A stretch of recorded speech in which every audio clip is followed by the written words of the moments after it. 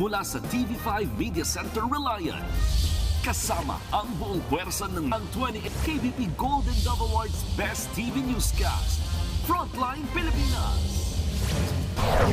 Sa gitna ng patuloy na investigasyon sa umano'y korupsyon sa flood control, biglang nagkudeta sa Senado. Escudero, pinalitan ni Soto bilang Senate President. Sino-sinong senador kaya ang bumaligtad? Matapos pagsabihan ng Kamara na maglinis muna ng sariling bakuran, Executive Secretary Bersamin at Speaker Martin Romualdez, bati na. Congressman Zaldico nagsalita na.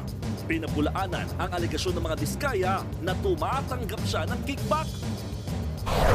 Kasunod ng laglagan, mag-asawang Diskaya handa raw maging state witness.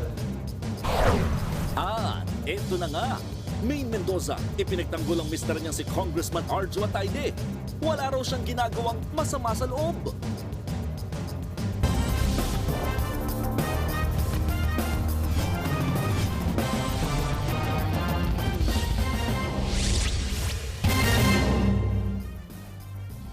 Milyong-milyong piso raw ang pinatalo sa kasino ng mga DPWH District Engineer na sina Bryce Hernandez at Henry Alcantara. Tanong pa sa kanila ng isang senador, paano sila nakabili ng Lamborghini gayong 70,000 pesos lang ang kanilang buwan ng sweldo?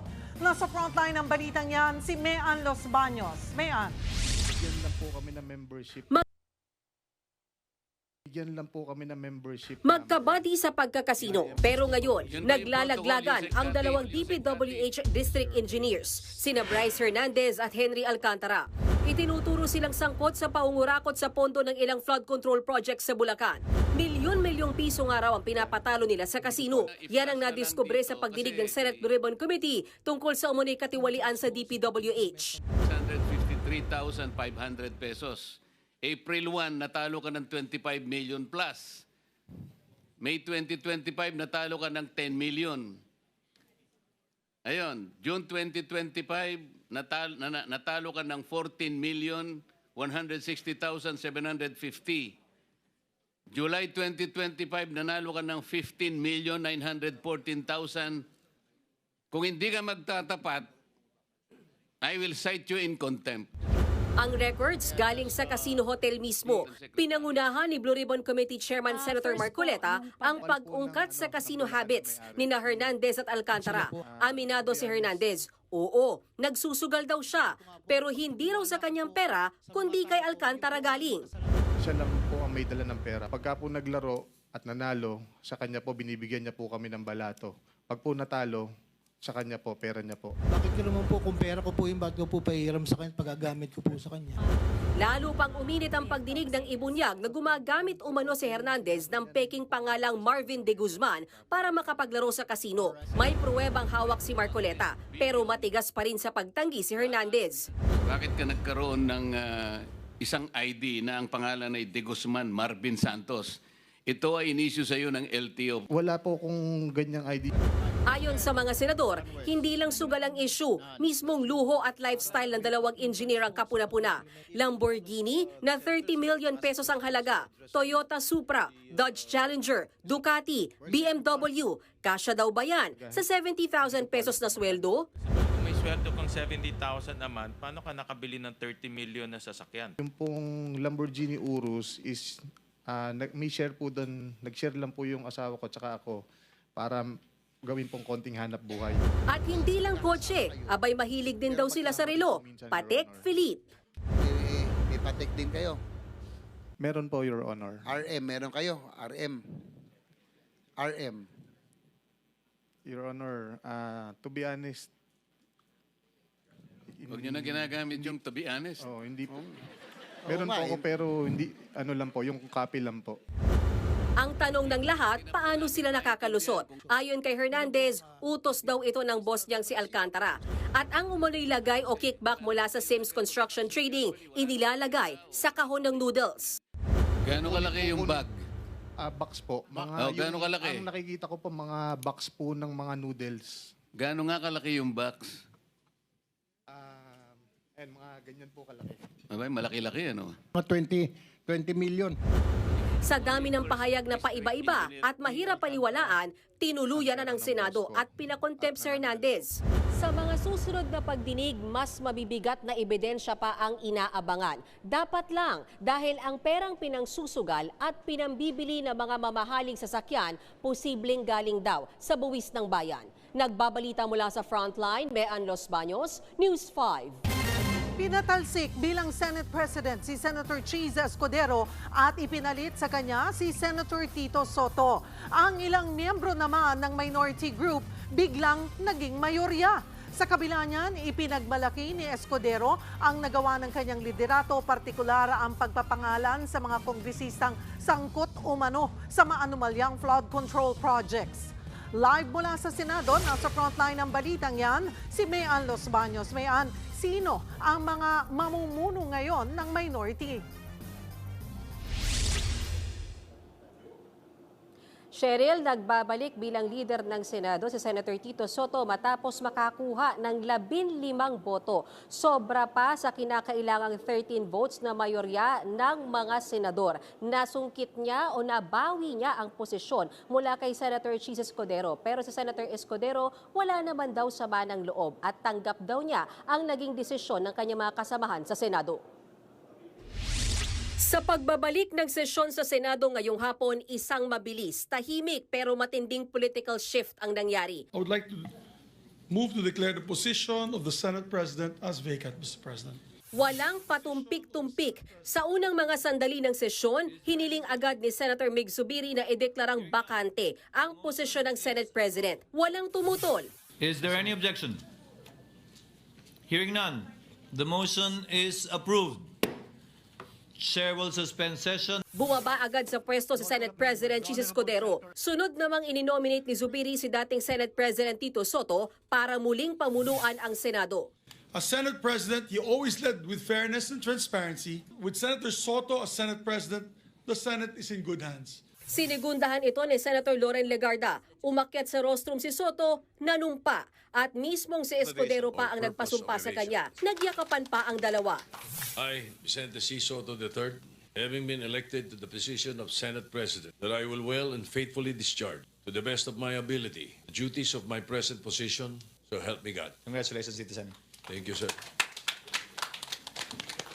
Hindi lang si Soto ang umupo sa bagong pwesto. Ang ilan sa minority group biglang naging mayorya. Si Senator Ping Lacson na ang Senate President pro tempore. Pinalitan si Senator Jinggoy Estrada. Si Zubiri naman, majority leader, kapalit ni Senator Joel Villanueva. Kinumpirma ni Soto na 15 ang senador na sumuporta sa kanya. At sa kanyang acceptance speech, siniguro niyang magiging independent ang Senado. That this Senate will remain cooperative, but independent, balanced, transparent, and sincere.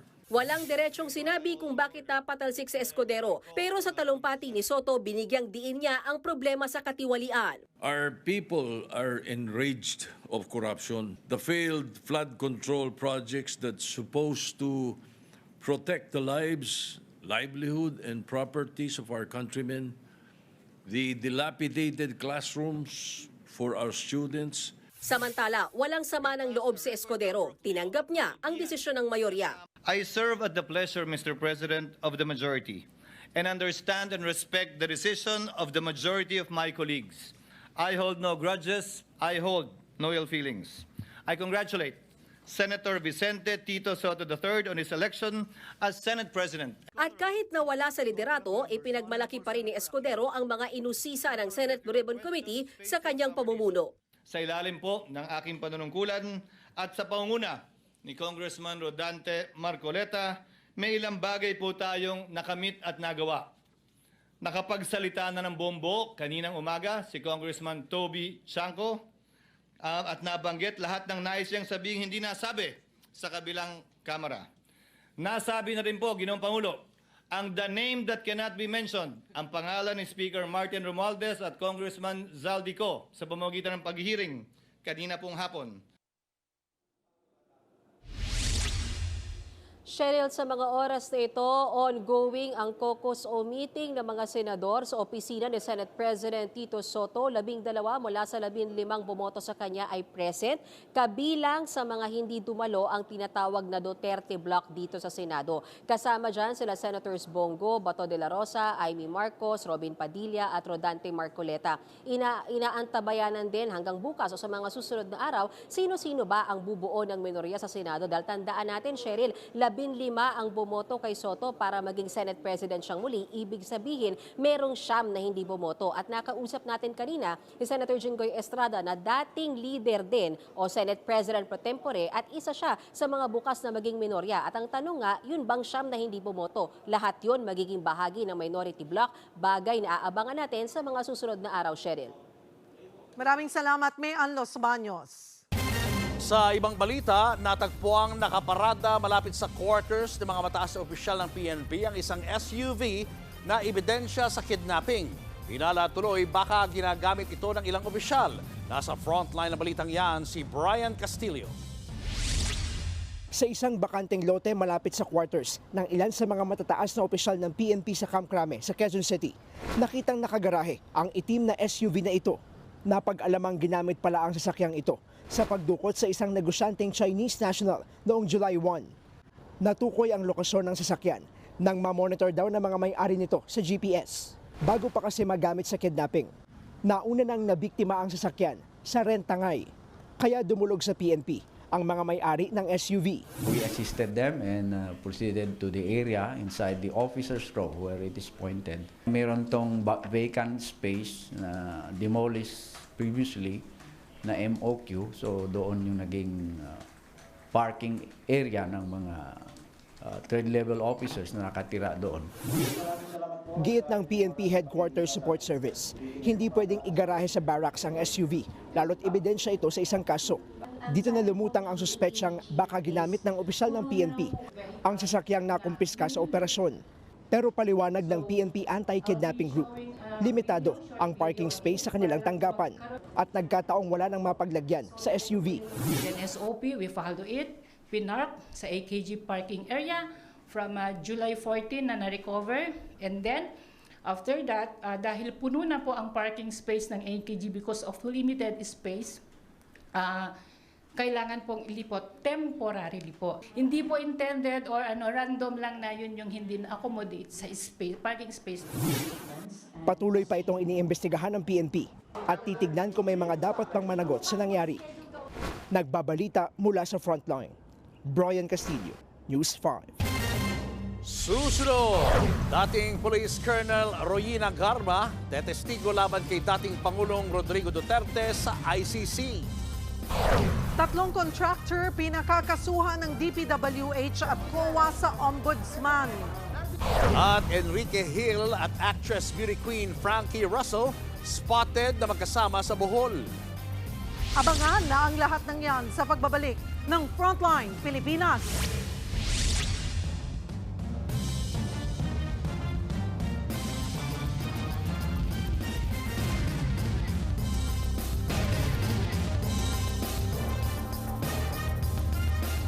Mga kapatid, Julius Babaw po, nasa Middle East o saan mang dako ka ng mundo, manatiling may alam at may pakialam sa mga mainit na balita dito sa ating bansa.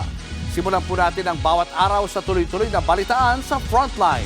Mag-follow at mag-subscribe sa social media pages ng News 5.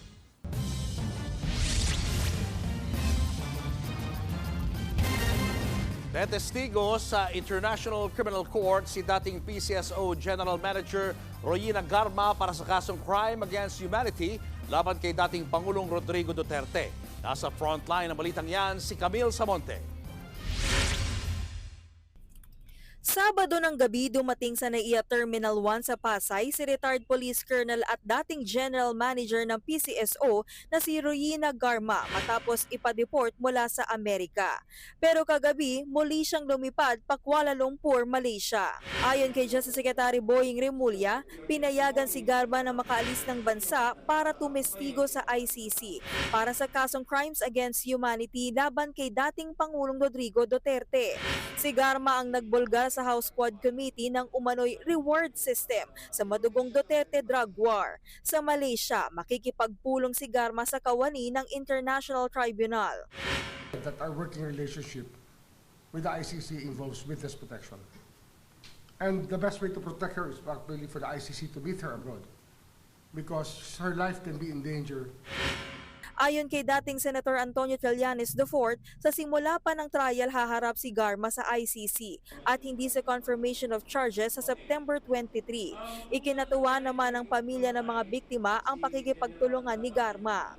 Si Rowena Garma din ang pinakamalakas na may testimonya patungkol sa quota at rewards system. Sa kabila niyan, tiniyak ng DOJ na di maaabswelto ang retired police colonel sa reklamong murder at frustrated murder kaugnay sa pagpaslang kay dating PCSO Board Secretary na si Wesley Barayuga noong July 2020. Sa ngayon, wala pang warrant of arrest kay Garma pero nasa Immigration Lookout Bulletin order siya. Nagbabalita mula sa Frontline, Camille Samonte, News 5. Isa ang patay matapos mauwi sa pamamaril ang alitan ng mga rider sa Quezon City. Ang ugat ng away, ang pag-counterflow umano ng biktima. Nasa frontline ng balitang yan, si Bea de Guzman. Binabagtas ng dalawang motorsiklong yan ang Quirino Highway sa Quezon City. Nakasalubong nila ang isa pang motorsiklong nag-counterflow. Nang malagpasan nila ang isa't isa, huminto ang tatlong motor. Bumaba ang nag-counterflow at naglakad sa direksyon ng dalawa pang rider. Pero bago siya makalapit, binaril siya at nakatakbo pa. Dead on arrival sa ospital ang biktima. Kumbaga sa road rage dahil nag-counterflow siya. Parang nagtalo sila at yun ang sanhi ng pagbaril ng mga salarin. Naaresto ang gunman sa follow-up operation sa Caloocan. Dati nang nasangkot ang suspect sa kasong may kinalaman sa droga. Ngayon, nahaharap naman siya sa reklamong murder at paglabag sa Motorcycle Crime Prevention Act. No comment siya habang tinutugis ang isa pang rider. Nagbabalita mula sa Frontline, Bea de Guzman, News 5. Showbiz, eto na nga! Mga kapatid, eto na nga ang mga maiinit na showbiz balita ngayong Lunes. Spotted together kamakailan sina Enrique Hill at actress beauty queen Frankie Russell sa Bohol. Habang as a supportive girlfriend naman si Miles Ocampo sa music career ng boyfriend niyang si Elijah Canlas. Nasa frontline na balitang yan, si MJ Marford. Elijah and Miles in one frame? Siyempre, full support ang ating Dabarkads sa kanyang vibe jock Boyfie. Sa music video premiere ng Joseph K, ang bagong rap song ni Elijah. Kwento ni Elijah, hindi lang personal kundi political din ang mensahe ng music video niya na nasa music streaming platforms na. It's a terrible time we're living in but also exciting, I guess, kasi mas namumulat yung mga tao, mas nakikita natin and through social media, mas na-expose lahat ng mga maling ginagawa ng mga namumuno sa atin. Trending naman ang sagot ng soon-to-be co-star ni Elijah na si Julia Barreto sa issue ng mga Nepo baby. Well, anak lang ako ni Marjorie, but I work hard for what I have. Yeah. Period. Yeah, thank you. I advise you guys to do the same. Sa ngayon, busy si Julia maghanda para sa TV5 programs ng Artista Academy at Hello Heaven with Enrique Hill. Speaking of Ken, spotted siya sa Bohol kasama ang actress beauty queen na si Frankie Russell. Maraming spekulasyon kung sila ba o hindi. Pero no comment ang dalawa sa real score nila. Nagbabalita mula sa Frontline. MJ Marfori, News 5. Susunod, Senador Jinggoy Estrada tila napikon sa biro ni Senador Rodante Marcoleta tungkol sa mga nakaka-kickback sa flood control projects. At Maine Mendoza pumalag sa pagkakadawit ng asawang si Congressman Arjo Atayde kaugnay sa anomalya sa flood control projects. Yan at iba pa sa pagbabalik ng Frontline Pilipinas.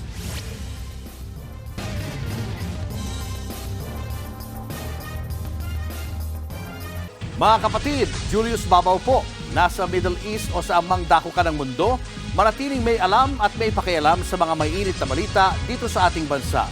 Simulan po natin ang bawat araw sa tuloy-tuloy na balitaan sa Frontline. Mag-follow at mag-subscribe sa social media pages ng News 5.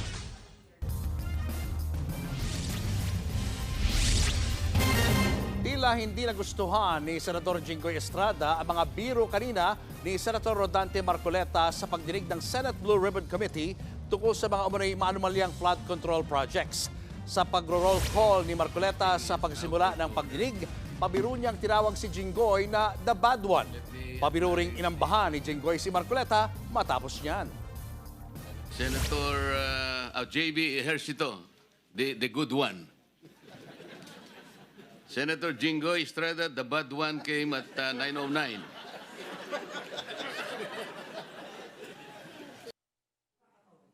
At sa paggulong ng pagdinig, sinabi ng contractor na si Curly Discayan na walang senador ang nakatanggap umano ng kickback sa flood control projects. Dito na tila napikon si Jinggoy sa banat ni Marcoleta. Sir Discaya, sa dami-dami mong binanggit na pangalan na kongresista, salang tanong ko, Senador, meron ba? Your Honor, wala po. Sigurado ka? Safe ka na. Sigurado po. I resent that statement, Mr. Chair. I resent that statement. Safe ka na. Okay. Diba? Alam mo naman, biro lang naman yun eh. Wala yun. Mr. Chair. Tatlong contractor na sangkot umano sa maanumalyang flood control project sa Bulacan ang pinakakasuhan sa ombudsman. Kabilang dyan ang kumpanya ng mga Diskaya. Nasa frontline ng balitang yan, si Carrie Cator. Naghain ang Department of Public Works and Highways o DPWH at Commission on Audit o COA ng mga fraud audit report laban sa tatlong contractor na sangkot sa maanumalya umanong flood control projects sa Bulacan. Ang mga report daw ang gagamiting batayan ng ombudsman sa pagsasampa ng mga reklamo laban sa St. Timothy Construction Corporation ng mga Diskaya, Wawaw Builders at Sims Construction Trading. Ayon sa COA, 5 sa proyekto ng mga ito ang nakitaan ng mga anomalya sa Bulacan. Kabilang dyan ang ghost projects na ininspeksyon ng mismong Pangulo. Nagkakahalaga raw ang mga proyekto ng kabuang 342.6 million pesos. Meron pong incomplete projects, meron din pong overpayment. Pag-file po namin, mag-preliminary investigation po ang Office of the Ombudsman at sila po ang magsasabi kung ano pong case. First pa lang ito, kasi ang file ng kaso dito ay kada project.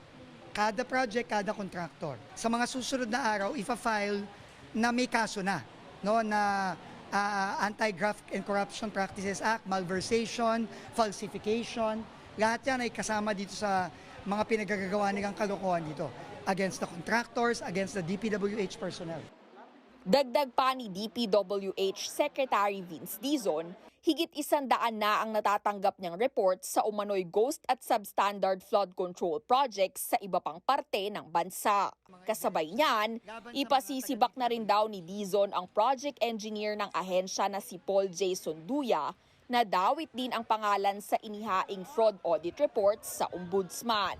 Personal naman daw tinanong ng kalihim si DPWH Undersecretary Maria Catalina Cabral hinggil sa aligasyon ni Senador Ping Lacson na nagpasingit umano siya sa pondo ng ahensya. Nag-deny siya sa akin, sa harap ko. Nag-deny siya sa akin. Sabi ko, ipaliwanag mo yan dahil senador ang nag-akusa sa iyo. Hindi rin daw palalampasin ni Dizon ng iba pang DPWH personnel na pinangalanan ng mga Diskaya sa pagdinig ng Senate Blue Ribbon Committee. Nagrekomenda na raw ang kalihim ng 5 opisyal na tutulong sa kanya para linisin ang ahensya. Ang COA naman, magsasagawa rin daw ng sariling house cleaning. Nagbabalita mula sa Frontline, Carrie Cator, News 5. Susunod, ilang politiko idinawit ng mag-asawang Diskaya sa mga umano'y maanumalyang flood control project. May buwelta naman na ang mga pinangalanan. Tutok lang mga kapatid, magbabalik pa rin ang Frontline Pilipinas.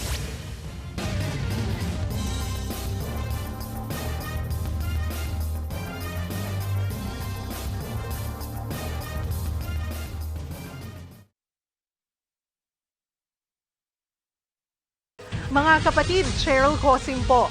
Nasa Estados Unidos, Canada o saan mang dako ka ng mundo, manatiling may alam at may pakialam sa mga mainit na balita dito sa ating bansa. Simulan natin ang bawat araw sa tuloy-tuloy na balitaan sa Frontline. Mag-follow at mag-subscribe sa social media pages ng News 5.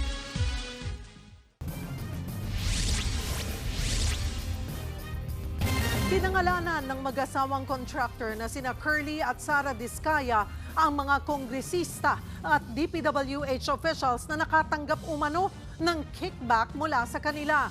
Dahil sa mga isiniwalat nila, handa raw ang mga Diskaya na maging state witnesses. Nasa frontline ng balitang yan, si Mayan Los Baños. Laglaga na! Sa pagpapatuloy ng Senate Blue Ribbon Committee hearing, may pasabog ang mag-asawang kontratista na sina Curly at Sara Diskaya. Ibinulgar nila ang mga pangalan, posisyon at presyong kailangang ibayad daw kung gustong makakontrata sa DPWH. Tinatayang 10% hanggang 25% na SOP umano ang hinihingi sa kanila ng ilang mambabatas at opisyal ng DPWH kapalit ng maayos na pag-release ng kanilang mga proyekto. Binanggit sa pagdinig ang mga kongresistang sina Pasig City Representative Roman Romulo, 4 na kongresista ng Quezon City na sina Arjo Atayde, Patrick Michael Vargas, Marivic Copilar at Marvin Rillo. Nagbigay din daw ng kickback ang mga Diskaya kina Representative Jojo Ang, Representative Nicanor Briones, Representative Marcy Chodoro at iba pa. Kasama rin ang ilang dating kongresista at mga opisyal tulad ni Terence Calatrava. Gayun din si Engineer Henry Alcantara na nauna nang napatunayang guilty sa Ghost Project sa Bulacan, pati na rin ng iba pang district engineers. Dagdag pa ni Curly Diskaya, ginagamit daw ng ilang kongresista at DPWH officials ang pangalan ni Ako Bicol Party List Representative Zaldico at House Speaker Martin Romualdez tuwing humihingi sila ng komisyon. Ang sinasabi, buong 25% ng kickback ay ibinubulsa umano ni Nako at Romualdez. Hiwalay pa raw ang ibubulsa ng mismong kongresistang kausap ng mga Diskaya.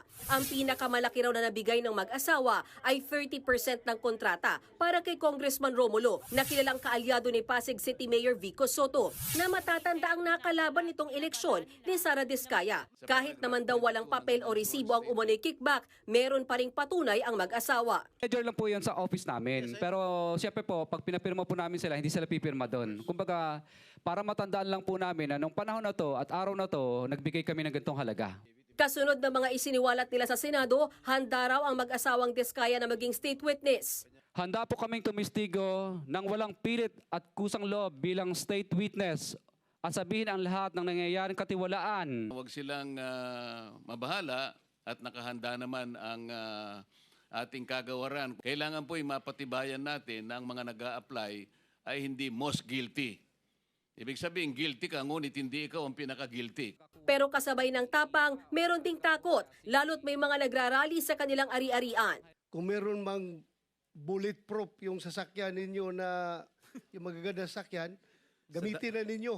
Aambusin kayo, tapos ituro doon sa mga congressman, gulo na ang Pilipinas. Baka magiging Indonesia tayo nito. Sabi naman ni Sara Diskaya, dati raw nilang nilabanan ang sistema. Pero sa halip na matigil ang katiwalian, lalo silang pinilit na sumama sa kalakaran. Hindi namin ginusto kailanman na mapasama sa ganitong sistema. Pero kailangan namin magpatuloy para sa pamilya at mga empleyado namin.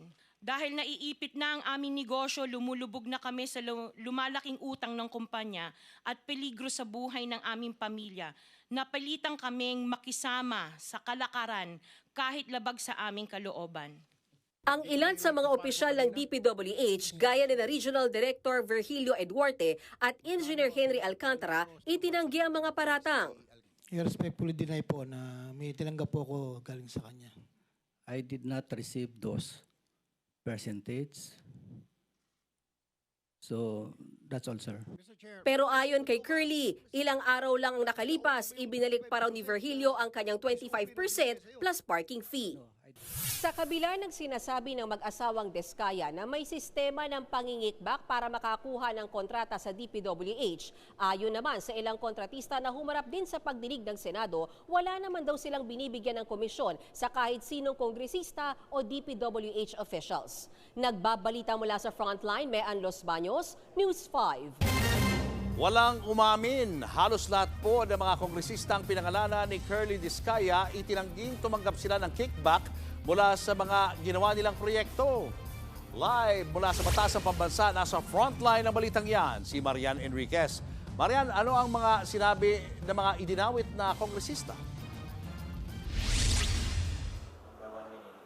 Yes, Julius, iginit nga ng halos lahat ng mga kongresistang idinawit ng mga Diskaya na walang basehan itong aligasyong kumikback sila sa flood control projects. Maging nga si House Speaker Martin Romualdez ay nanindigang hindi niya hayaang mabahiran o masira ang kanyang pangalan. Sa pagkanta ng mag-asawang Curly at Sara Diskaya tungkol sa mga nakatanggap umano ng komisyon sa kanilang mga nakuhang proyekto sa DPWH, kanya-kanyang tanggi ang mga pinangalanan. Si House Speaker Martin Romualdez, pinabulaanan ang aligasyong dawit siya sa anumang komisyon. Giit niya, kung merong nang abuso o gumamit ng pangalan niya para kumita, sila raw ang dapat managot kahit sino pa raw yan. Kailanman ay hindi raw siya tatanggap ng suhol mula kanino man. Walang sino man daw ang kayang manuhol sa kanya at alam daw yan ng lahat ng kongresista. Self-made daw siya at hindi niya papayagang masira siya ng perang hindi naman kanya. Giit naman ni dating San Jose del Monte, Bulacan Representative at ngayon Mayor Florida Robes, kung sino man ang gumagamit ng pangalan niya, mangilabot naman daw. Wala raw ghost project sa kanila. Tinawag namang demolition job ni Marikina City Representative Marcy Teodoro ang pagdawit sa kanya. Hindi pa raw siya ang congressman ng magkaproyekto ang mga Diskaya sa kanila. Hindi raw siya kailanman humingi o tumanggap ng pera. Pinag-iisipan niya raw magsampa ng kaso. Pati si Quezon City 1st District Representative Arjo Atayde, pinabulaan ng nakipag-ugnayan siya sa mga Diskaya. Hindi niya raw ginamit at gagamitin ang kanyang posisyon para sa pansariling pakinabang. Gagawin niya raw ang lahat para malinis ang kanyang pangalan. Tinanggi rin ni Romblon Representative Alejandro Jesus Madrona ang pagkakadawit niya. Wala raw siyang proyekto sa mga Diskaya, kaya ano raw ang basehan nila na may tinanggap siyang pera. Giit naman ni Occidental Mindoro Representative Lodi Tariela, wala siyang tinatanggap na anumang pera o pabor mula kay Curly Diskaya. Maghahain naman ng reklamo si Quezon City 5th District Representative Patrick Michael Vargas sa mga Diskaya. Ano raw ba ang motibo nila? Wala raw silang proyekto sa kanilang distrito. Giit naman ni Quezon City 6th District Representative Maria Victoria Copilar, mukhang may political agenda sa pagdawit sa kanyang pangalan. Maghahain din daw siya ng libel case laban sa mga Diskaya. Ni Anino, ni Sara o ni Curly Diskaya, di ko nakita. I have never spoken to them, nor have I ever authorized or allowed any representative to deal with them. Itinanggi rin ni Pasig City Representative Roman Romulo ang paratang na tumanggap siya ng komisyon sa mga Diskaya. Hindi po ako nakikialam sa bidding sa aming sa DPWH. Hindi ko naman kilala kung sinong nananalo. Nagugulat na lang ako pag nalaman ko na kung sino ang nanalo. Pero again po, hindi po totoo ang mga sinabi niya. Ayon naman kay Ako Bicol Party List Representative Zaldico, walang basehan ang mga akusasyon laban sa kanya. Puro raw chismis at halatang may halo itong politika. Inililihis lang daw nito ang atensyon ng publiko sa mga tunay na sangkot.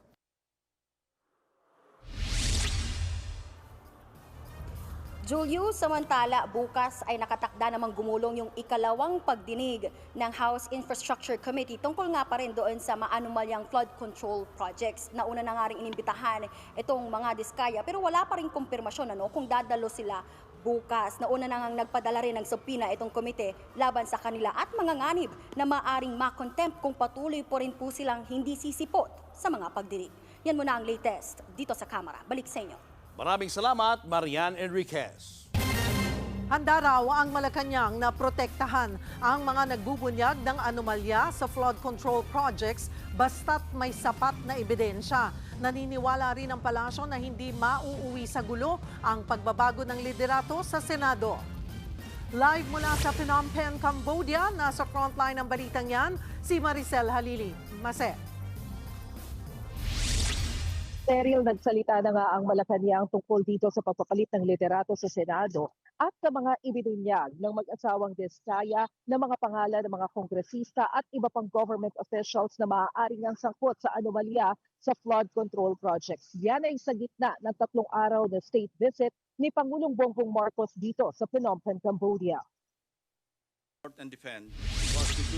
Tiwala ang Malacanang na hindi mauuwi sa political chaos ang pagpapalit ng liderato sa Senado.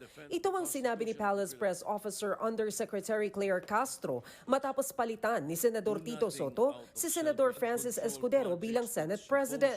Giit pa ni Jose Castro, bagamat nagulat siya sa nangyari, wala namang say ang palasyo sa pamunuan ng Senado. Sabi nga ng Pangulo, hindi naman siya maaaring makialam kung ano ang gusto ng mga senador. Kung sino man ang mapipili ngayon ng mga senador bilang kanilang leader or president, susuportahan naman niya ng Pangulo. Ang hindi na raw ikinagulat ni Jose Castro ng pangalanan ng contractor na si Curly Diskaya ang mga kongresista at iba pang government officials na sangkot umano sa mga anomalya sa flood control projects. Gayunman, dapat daw nabuuin ng mga Diskaya ang kwento, lalo na't lumabas sa Senate hearing na 2016 pa ito nangyayari. Handa raw silang bigyang proteksyon ang mga tetestigo sa mga anomalya sa flood control projects, kabilang na ang mga Diskaya, pero dapat may ebidensya ang mga paratang nila. Hindi naman ibig sabihin ng lahat na nabanggit ay talagang guilty na at pwede nang akusahan ni numan. So kailangan pa rin ang kabuuang ebidensya para po kapag isinalang to sa korte, ay hindi naman to basta-basta madidismiss. Ang lahat ng yan nangyari habang nandito si Pangulong Bongbong Marcos sa Cambodia para sa kanyang state visit. Kanina, humarap na si PBBM sa isang bilateral meeting kasama si Cambodian Prime Minister Hun Manet. 3 kasunduan ang nilagdaan, kabilang ang Memorandum of Understanding in Combating Transnational Crime, Higher Education at Air Services. Human trafficking, cybercrime, illicit drugs, and other transnational threats. These dangers affect the safety of our citizens and the stability of our societies. It is in this spirit that we agreed to strengthen collaboration among our law enforcement and security institutions so that our collective response will be swift. Pero ngayong hapon ay humarap din si Pangulong Bongbong Marcos sa business community dito sa Cambodia para hikayatin ang mga investors dito na mamuhunan sa Pilipinas. Ngayong gabi, inaasahan na dadalo siya sa isang state banquet bago siya bumalik ng Maynila bukas. Cheryl? Maraming salamat, Maricel Halili. Showbiz, eto na nga! Mga kapatid, eto na nga. Dinipensahan ng actress-host na si Maine Mendoza ang kanyang mister na si Quezon City 1st District Representative Arjo Atayde matapos pangalanan na umano'y tumatanggap ng kickback sa flood control projects. Sa kanyang post sa X, giit niyang walang basihan ang aligasyon. Nanawagan din si May na tigilan ang mga personal na pag-atake kay Arjo at sa kanilang pamilya habang hindi pa lumalabas ang katotohanan. Wala raw ginagawang masama si Arjo at ginagawa nito ang lahat para paglingkuran ang kanyang distrito sa Quezon City. Dalangin din niyang mapanagot ang mga tunay na responsable sa anomalya at hindi madamay ang mga inosente. At yan nga po ang ating mga showbiz update ngayong Lunes. See you tomorrow mga kapatid. Ako po si Jervy Wrightson. At yan ang mga balita at impormasyong dapat nyo malaman sa araw na ito. Mga balita para sa mga may alam at may pakialam. Abangan nyo ulit kami bukas dito sa TV5 sa 1PH RPTV, True TV at 105.9 True FM. Kami ang inyong mga kasangga sa Frontline Pilipinas.